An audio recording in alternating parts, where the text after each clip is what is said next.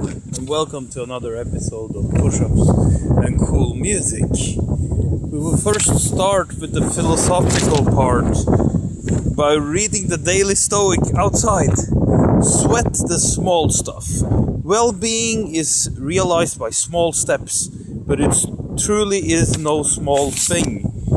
The famous biographer Diogenes Laertius attributes this quote to Zeno, but admits that it might have also been said by Socrates, meaning that it may be a quote of a quote of a quote. But does it really matter? Truth is truth. In this case, the truth is one we know well. The little things add up. Someone is a good person not because they say they are, but because they take good actions. One does not magically get one's act together. It's a matter of many individual choices. It's a matter of getting up at the right time, making your bed, resisting shortcuts, investing in yourself, doing your work. And make no mistake, while the individual action is small, its cumulative impact is not. Think about all the small choices that will roll themselves out in front of you today.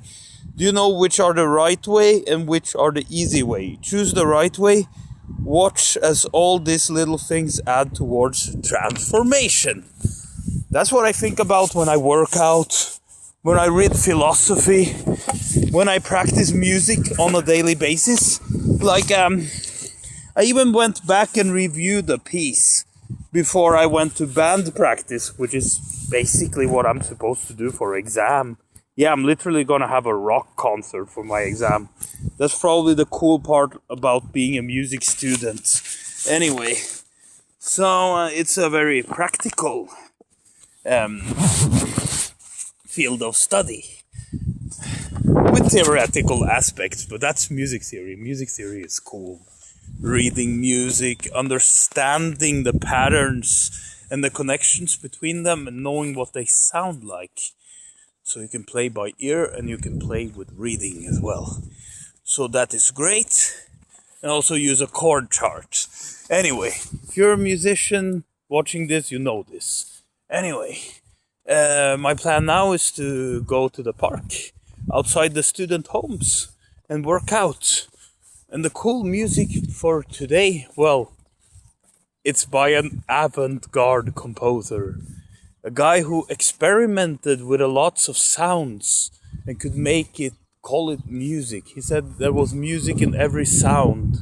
He experimented making sounds with water, putting nuts and bolts inside a piano and making his own unique piano sound.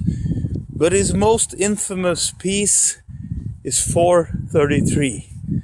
So if you don't know by now, I'm talking about John Cage. 4:33 is basically 4 minutes and 33 seconds of silence, pure silence. So I think it's important. It needs to exist because people don't take the time to stop and reflect on what silence is. True silence almost never happens. There's always something going on. There's always a sound in the background. Some car driving, someone small talking, bird singing, the wind, your breath, your heartbeat. There is no such thing as absolute silence. But I will try to be as silent as possible as I work out in the park. With no music, or should I say 4:33 playing in the background at full blast. Imagine that your neighbors are noisy and you have the recording of 4:33 on your CD or vinyl or whatever, and you crank the sound up and you cancel out the neighbor. I really wish silence could work like that. But silence is the absence of sound. Silence lets all the sounds in the background just play their part. The sounds that we have not intended. Music is intentional sound. Conversation is intentional sound. And now it is time for me to find a spot where to place the camera and do my workout in silence. I won't even end the video with a quote. I will make this video as silent as possible from now.